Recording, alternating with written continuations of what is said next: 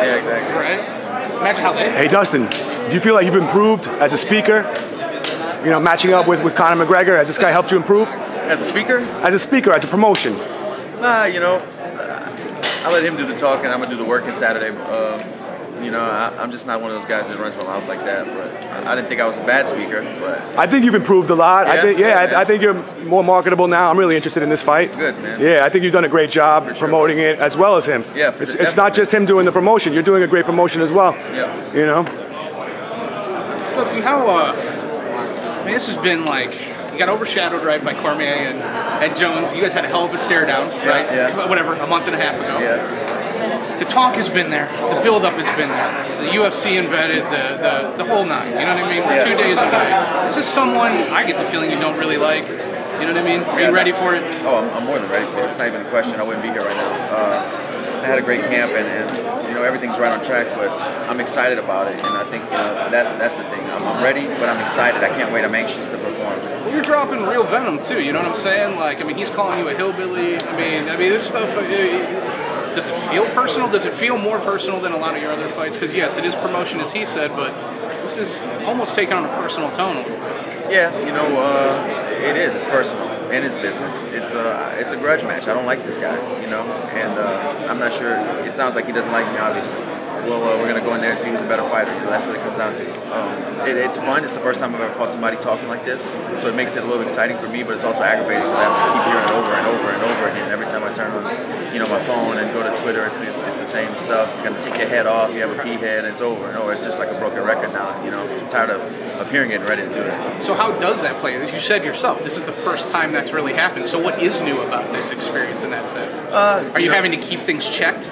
Are you having to watch the way it kind of rises, your anger? Yeah, I'm trying to be professional, man, and not get too emotional, because in the past I've fought emotional and got hit with shots I shouldn't have got hit with, and put myself in positions that, you know, I should have never been in the fight. And you know, it's a big part of fighting. You know, I have to show my skills everywhere, mentally and physically, when it's time to perform. So I'm using this as just preparation to get in the cage, and you know, Saturday I'm going to do the same. Well, I think that is maybe one of your knocks, is that in the sense that you are an emotional fighter, and when you do get in scraps, you really don't look for a way out. You just stand and bang. Right. I think Conor's, you know, banking on that. What do you do to kind of edge that off, to make sure that doesn't happen, you know, where you don't get in a firefight, if that's what it comes down to? You know, I want to be smart and be technical and pick my shots. But man, I'm a fighter, and if we get in there and start banging, you know, I like getting in dog fights. I don't shy away from them, you know. But I'm gonna try my best to fight smart, and you know, I'm not letting it put me in those positions, you know, where I'm gonna be swinging for the fences off the bat of the fight. But you know, it's a blessing and a curse having that in me, you know, because sometimes it puts me in great positions also, but sometimes it hurts me. So we'll see, you know, we'll see what happens Saturday. I can't tell you what's gonna happen exactly, but I'm gonna try my best to fight smart and use my full arsenal and pick my shots and put them away. Do you think Conor is banking on a slugfest?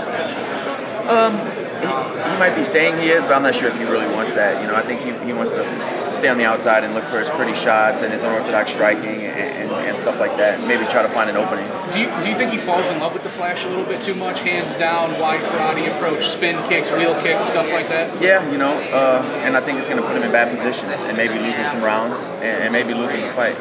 But you know, he falls in love with that, but I think he's more in love with himself, and I think that's what he's down for. What do you think is the #1 thing that's really gotten under your skin about him?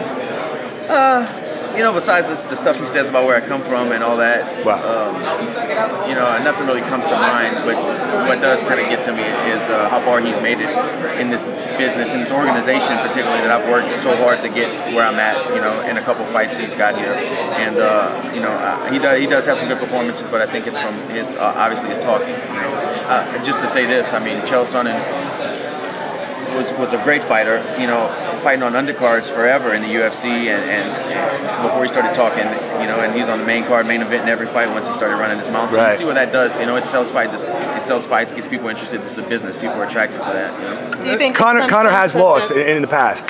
Have you had the opportunity to see any of those videos? I saw one where he got arm triangled, but you know, that's 4 years ago, and a lot happens in 4 years. I'm not the same fighter I was 4 years ago, and I guarantee. But you did see it. Yeah, I definitely did see it. Well, he's human. He's worth checking out. He is, yeah. Do you think that part of it that's really bothering you is how he's gotten, for instance, the blackout treatment in his second fight?